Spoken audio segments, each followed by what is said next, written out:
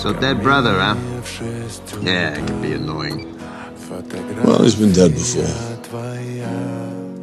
You know, this time I think it really might be true. And you said your sister and your dad. Both dead. But still got a mom, though?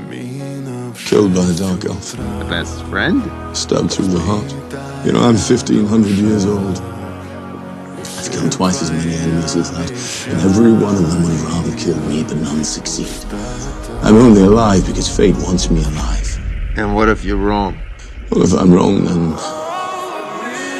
what more could I lose?